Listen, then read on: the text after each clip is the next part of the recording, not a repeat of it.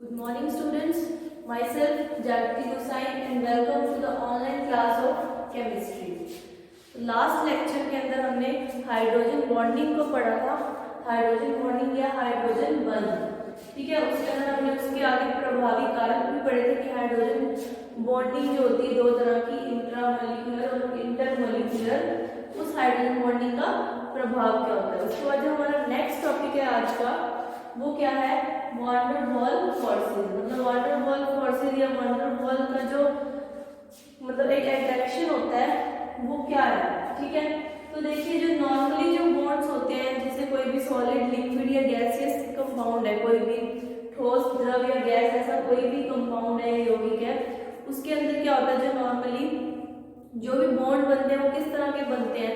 हमने या तो आयनिक बॉन्ड पढ़े हैं या हमने कोवेलेंट बॉन्ड पढ़े हैं या ज्यादा से ज्यादा मेटेलिक बॉन्ड पढ़े हैं। लेकिन इसके अलावा जैसे कि एग्जांपल देखें नोबल गैसेस का, जो उत्कृष्ट गैसें होती हैं नोबल गैसेस, उनके अंदर क्या होता है कि वो उनके अंदर ऐसा कोई भी तरह का वो बॉन्ड नहीं बनाते, लेकिन फिर भी क्या होता है वो अपने ही दूसरे मॉलिक्यूल्स के साथ क्या होते हैं, किसी न किसी तरह से जुड़े होते हैं।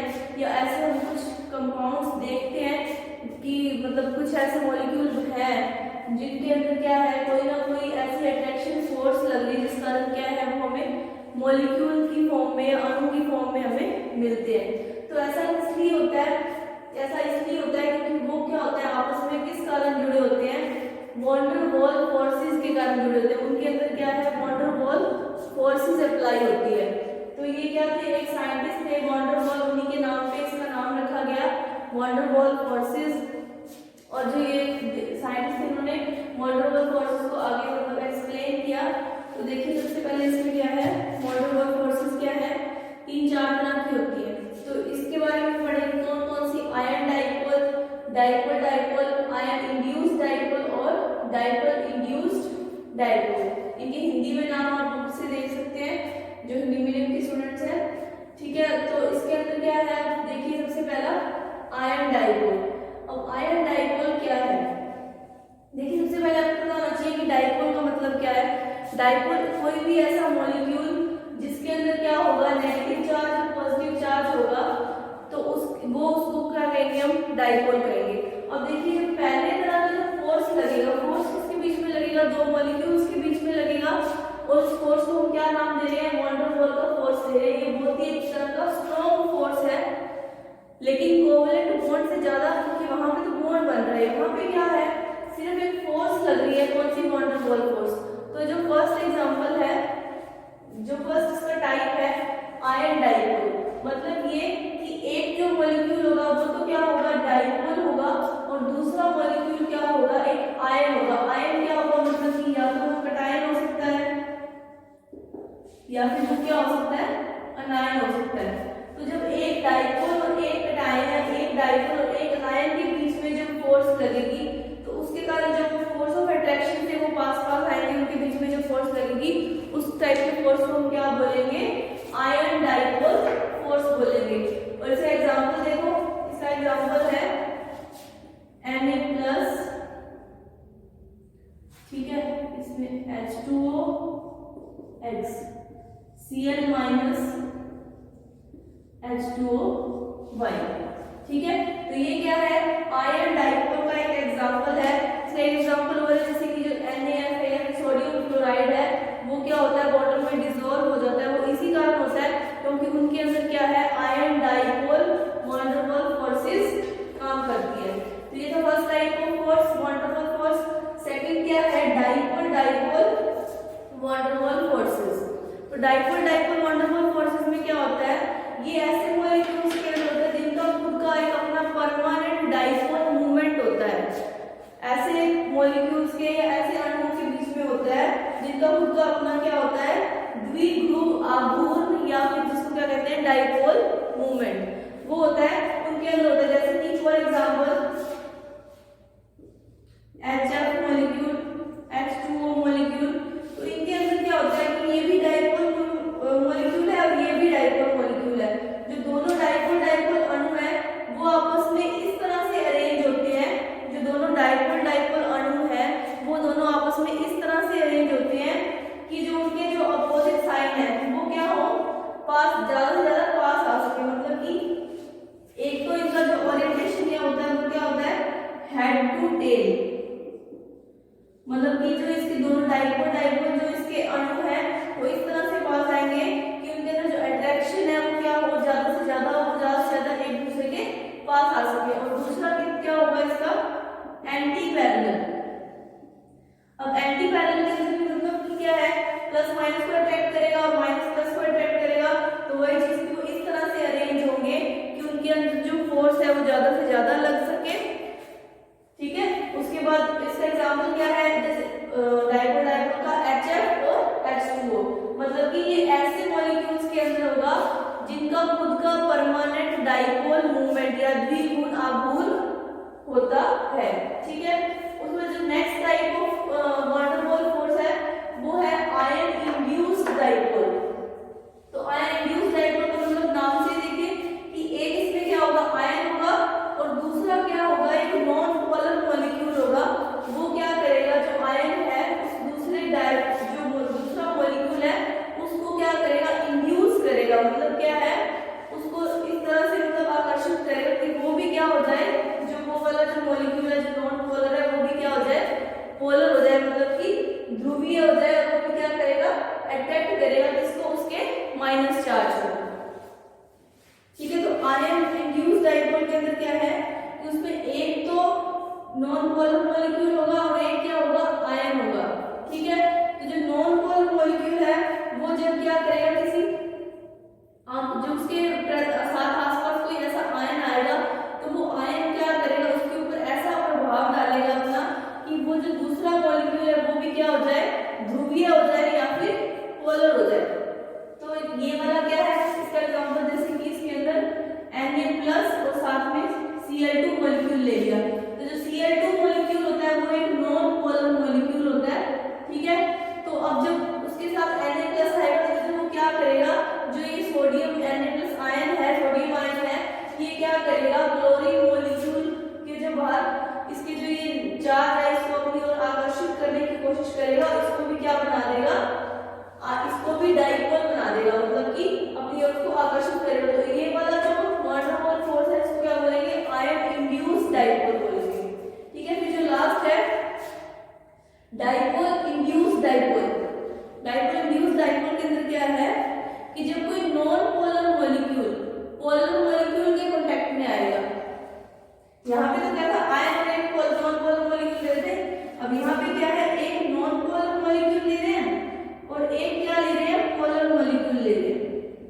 तो जब non polar molecule polar molecule के आसपास आएगा तो पोलर मॉलिक्यूल क्या करेगा, उसको अपनी ओर आकर्षित करने की कोशिश करेगा, अपने चार्ज से क्या करेगा, उसको अपनी ओर आकर्षित करने की कोशिश करेगा और उसको भी क्या बना देगा, अपनी तरह पोलर बना देगा, उसको भी क्या करेगा, अपनी तरह पोलर बना देगा। तो इसलिए कि मतलब एक के अंदर पहले से डाइपोल था, क्योंकि जो पोलर मॉलिक्यूल है उसके अंदर उसका कुछ ना कुछ डाइपोल मूवमेंट होगा, नॉन पोलर मॉलिक्यूल के अंदर कोई डाइपोल मूवमेंट नहीं होगा, डाइपोल मूवमेंट जीरो होगा।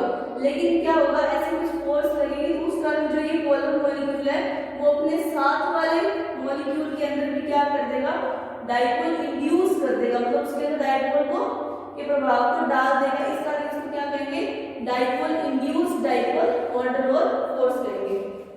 ये होगी चार तरह की। एक और लास्ट जो फोर्स है उसको क्या बोलते हैं, पहले इसका एग्जांपल देखिए, जैसे नॉन पोलर H2 और इधर ये H2O, जब इन दोनों को लेंगे तो इन दोनों के बीच में आपस में क्या होगी, कौन सी फोर्स लगेगी, डाइपोल इंड्यूस्ड डाइपोल फोर्स लगेगी। ये इसका एग्जांपल है।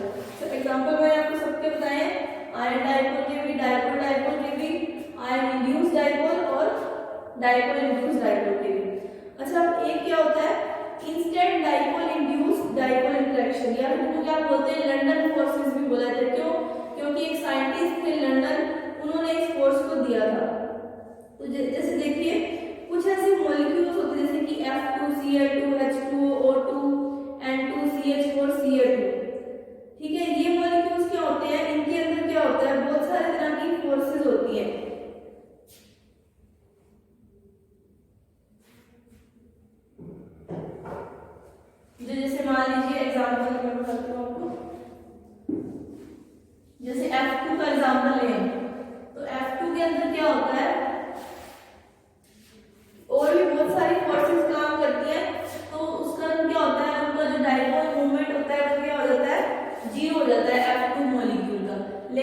होता है तो उसका वो जो मॉलिक्यूल है वो पूरी तरह से क्या बन जाता है, नॉन पोलर बन जाता है। तो बेसिकली बात इसमें क्या करते हैं कि जब दो नॉन पोलर मॉलिक्यूल, ठीक है, ये दो नॉन पोलर मॉलिक्यूल ले लिए हमने, इसमें किसी पे भी किसी तरह का कोई भी मतलब वो पोलैरिटी या पोलराइजेबिलिटी नहीं है, लेकिन क्या होता है कि ये नॉन पोलर मॉलिक्यूल में मान लीजिए बाहर से ऐसा कुछ आ गया जिस कारण क्या होता है इनके जो इलेक्ट्रॉनिक जो इनका कॉन्फिगरेशन होता है उसके अंदर कहीं से भी थोड़ी सी डिस्टर्बेंस होगी, तो उस कारण क्या होता है मतलब एक उनके अंदर क्या है डाइपोल उसके अंदर पैदा होता है या उसके अंदर मतलब दिखने लग जाता है, तो उस डाइपोल को हम क्या बोलते हैं, इंस्टेंट डाइपोल इंड्यूस्ड डाइपोल। मतलब कि एकदम से जो डाइपोल प्रोड्यूस होगा कैसे मॉलिक्यूल्स के बीच में, नॉन पोलर मॉलिक्यूल्स के बीच में, तो उस तरह के डाइपोल या उस तरह के जो फोर्स है उसको क्या बोलते हैं, instant ion induced dipole forces, या फिर का अलग नाम दिया गया है साइंटिस्ट के ऊपर, उसका क्या नाम था, लंदन, जिसको लंदन फोर्सेस भी कहा जाता है।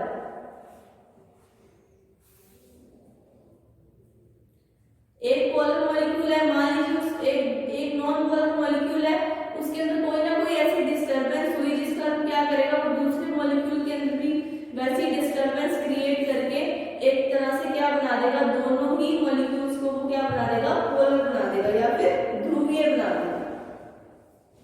ठीक है, अब ये तो क्या थी 5 तरह की हमारे पास वॉन डेर वाल फोर्सेस, कौन कौन सी, पहली आयन इंड्यूस्ड, पहली आयन डाइपोल, फिर डाइपोल डाइपोल, फिर आयन इंड्यूस्ड डाइपोल, फिर डाइपोल इंड्यूस्ड डाइपोल, और लास्ट कौन सी है हमारे पास इंस्टेंट आयन, मतलब कि एक तत्काल होने वाला जो डाइपोल है वो किसके बीच में होगा, नॉन पोलर मॉलिक्यूल के बीच में होगा। अब इसके बाद क्या है, वॉन डेर वाल फोर्स को मतलब क्या कहते हैं, प्रभावी उसके कारक, प्रभाव करने वाले उसके कारक क्या है, तो देखिए सबसे पहला जो प्रभावी कारक है वॉन डेर वाल फोर्सेस का वो क्या है, वॉन डेर वाल फोर्स के प्रभावी कारक मतलब फैक्टर्स अफेक्टिंग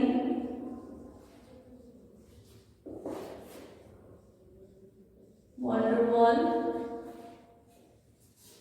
फोर्सेस।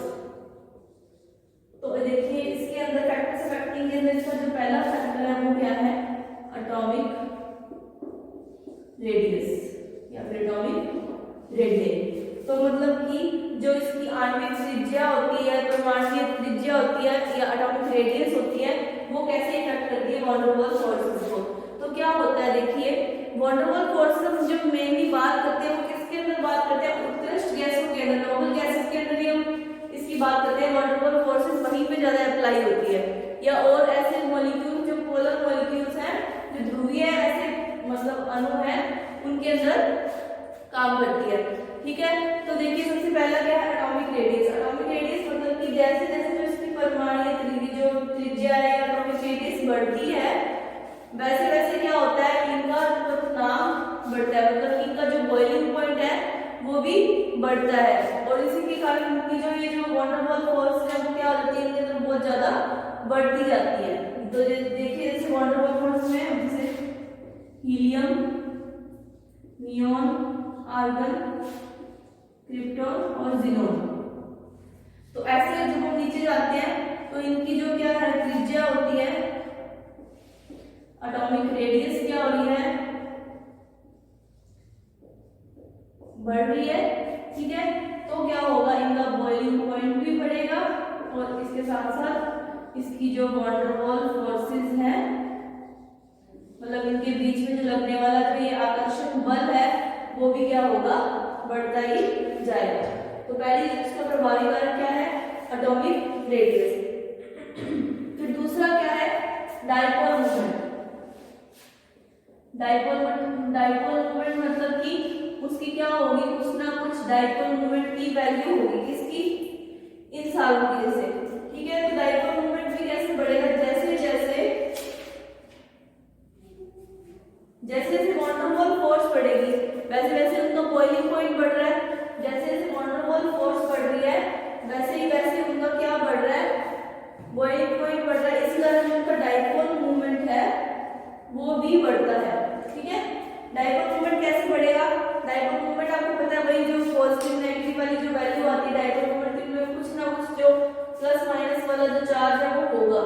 तो वो क्या होगा, जैसे जैसे वॉन डेर वाल फोर्स बढ़ेगी उनका बॉइलिंग पॉइंट बढ़ेगा और डाइपोल मोमेंट भी क्या होगा, इंक्रीज होगा। ठीक है, फिर इसकी जो थर्ड जो प्रभावी कारक है, इसका तीसरा जो फैक्टर है वो है इंटरमॉलिक्यूलर डिस्टेंस।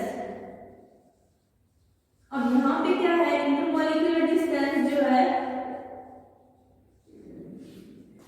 जितना ज्यादा कोई दो ऐसे एटम, कोई मॉलिक्यूल के अंदर जो दो एटम है वो जितने ज्यादा पास होंगे उतना ही ज्यादा उनमें जो वॉन डेर वाल जो बल लगेगा वो क्या होगा, प्रबल होगा। और जैसे जैसे डिस्टेंस बढ़ता जाएगा दो अणुओं के बीच में या दो परमाणु के, एक अणु के जो दो परमाणुओं के बीच, जैसे जैसे इंटरमॉलिक्यूलर डिस्टेंस बढ़ेगा वैसे वैसे जो वॉन डेर वाल फोर्सेस हैं वो क्या होती जाएगी, घटती जाएगी।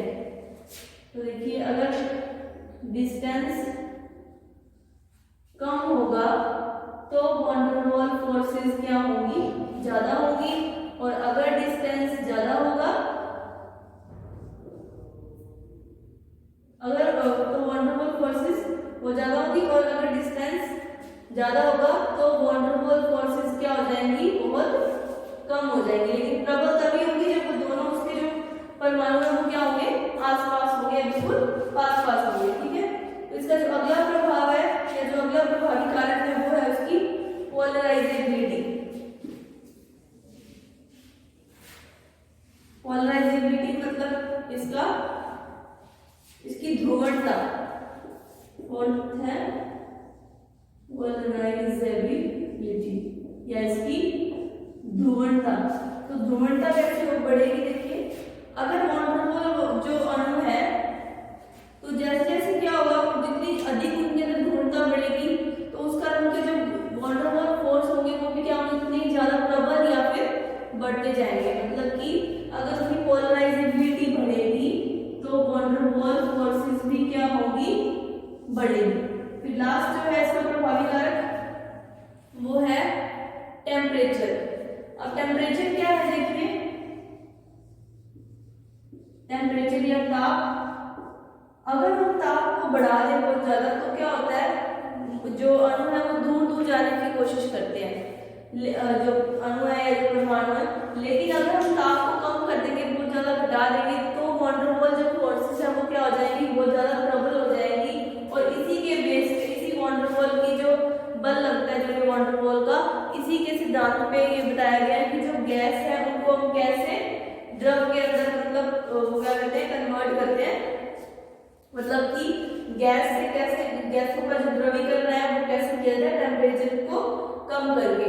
तो अगर टेम्परेचर क्या होगा, बढ़ेगा, अगर टेम्परेचर कम होगा तो जो वॉन डेर वाल फोर्सेस है वो क्या हो जाएगी, वो ज्यादा बढ़ जाएंगी। और अगर टेम्परेचर बढ़ा दिया तो वॉन डेर वाल फोर्सेस क्या हो जाएंगी, बिल्कुल कम हो जाएंगी या ना के बराबर हो जाएंगी।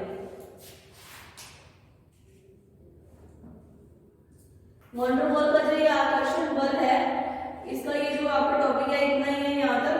इसके बाद जो नेक्स्ट आपका टॉपिक है वो है चार्ज ट्रांसफर कॉम्प्लेक्सेस। नेक्स्ट आपका टॉपिक है चार्ज ट्रांसफर कॉम्प्लेक्सेस।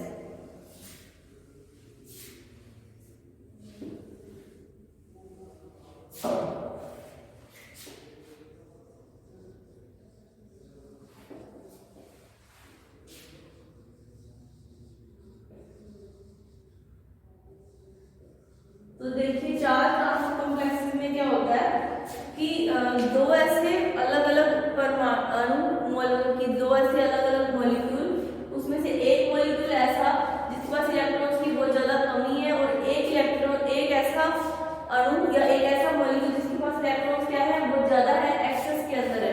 तो वो दोनों आपस में क्या करते हैं, एक तरह का कॉम्प्लेक्स बना देते हैं, और उन्हीं कॉम्प्लेक्सेस को हम क्या बोलते हैं, चार्ज ट्रांसफर कॉम्प्लेक्सेस बोलते हैं, या फिर चार्ज ट्रांसफर या फिर पाई कॉम्प्लेक्स या पाई संकुल भी बोला जाता है।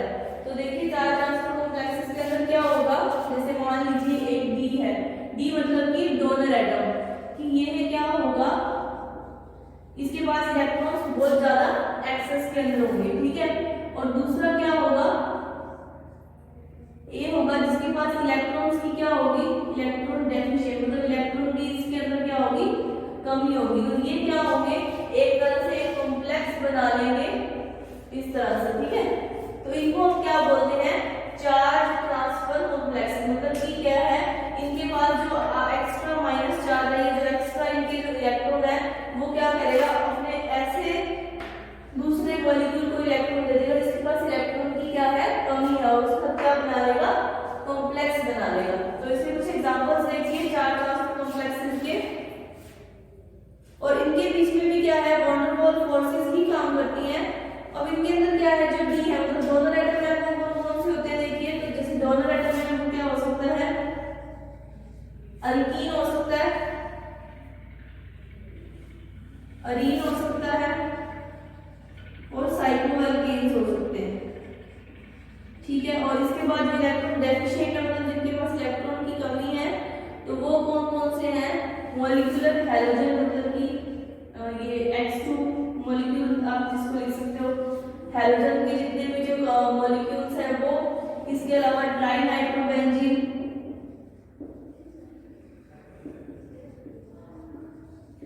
ठीक है। तो ये क्या है, कुछ ऐसे मॉलिक्यूल्स हैं, ये तो क्या करेंगे, डोनर का काम करेंगे, और जो ये है ये क्या करेंगे, ग्राही का, मतलब कि वो क्या करेंगे, इलेक्ट्रॉन्स को ग्रहण करेंगे। तो इसके एग्जांपल्स देखो कुछ। जैसे पहला एग्जांपल है इथाइलिन और silver ion complex.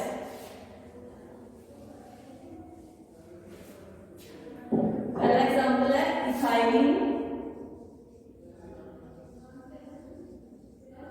And silver ion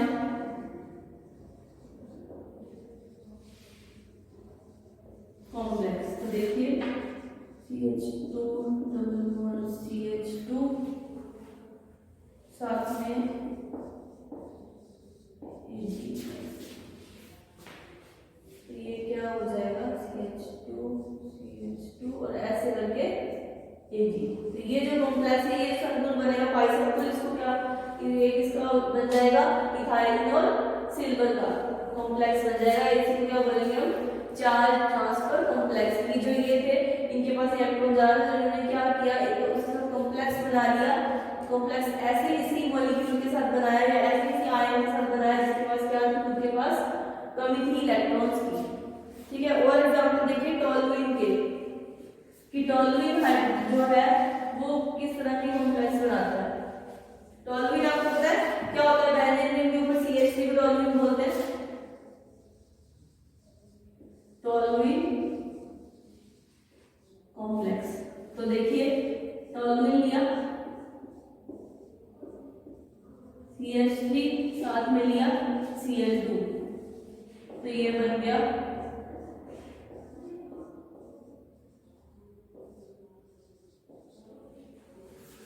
charge transfer या पाई संकुल।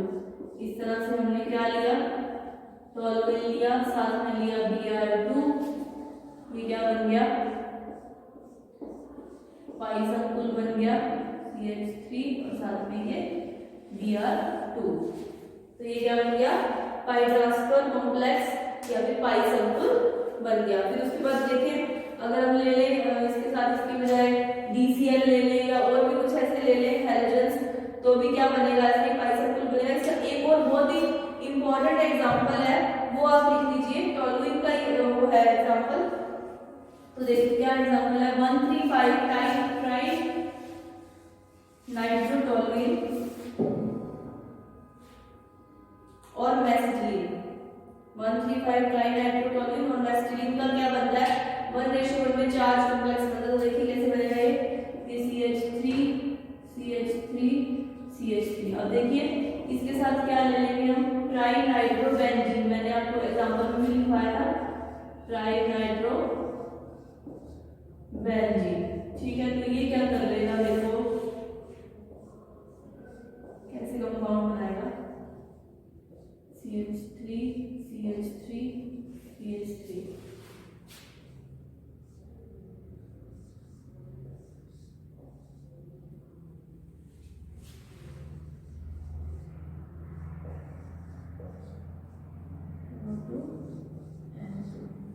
ये क्या है, मेसिटिलीन है, और ये क्या है, ट्राई नाइट्रोबेंजीन। तो इनका जो ये कॉम्प्लेक्स बन जाएगा, इसको क्या बोला ट्राइनाइट्रोटोलुइन। तो ये जो बनाएगा क्या बना रहा है 1:1 के अंदर क्या बनाएगा एक पाई संतुलन बनाएगा। ये क्या है बहुत इंपॉर्टेंट एग्जांपल है किसका, बहुत इंपॉर्टेंट एग्जांपल है किसका, चार्ज ट्रांसफर कॉम्प्लेक्स या फिर पाई कॉम्प्लेक्स का। क्या किया हमने इसके अंदर, क्या लिया बेस्लीन बोलते हैं इसको, या फिर वही 135 ट्राई मिथाइल टोलुइन या फिर ये बोल सकते हैं।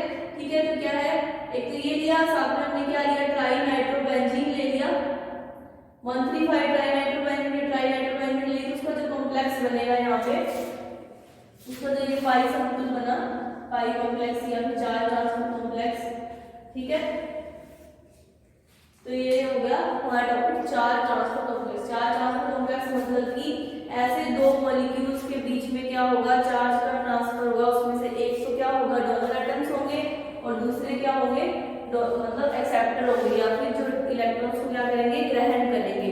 ठीक है, तो उन दोनों के बीच में एक पाई का संकुल बनेगा, उसको क्या कहा गया चार्ज ट्रांसफर कॉम्प्लेक्सेस कहा गया। तो इसका इंपॉर्टेंट एग्जांपल है। ठीक है, तो इसके बाद नेक्स्ट जो हमारा टॉपिक है वो है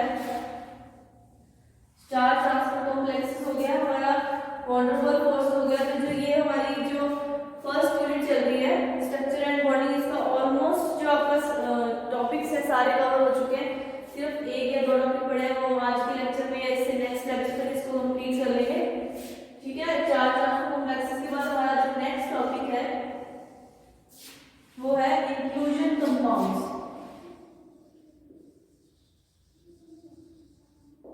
इंक्लूजन कंपाउंड्स या फिर इनको बोलते हैं समावेशी यौगिक। ठीक है, इंक्लूजन कंपाउंड्स या समावेशी यौगिक। तो अभी तक हमने जो टॉपिक्स किए हैं वो टॉपिक्स मैं आपको मतलब आशा करती हूँ कि आपको सब टॉपिक्स को क्लियर हुए होंगे। अभी लास्ट टॉपिक बचा है हमारा, और ये लास्ट टॉपिक हम इसको नेक्स्ट लेक्चर के अंदर करेंगे, इंक्लूजन कंपाउंड्स या समावेशी यौगिक क्या होते हैं।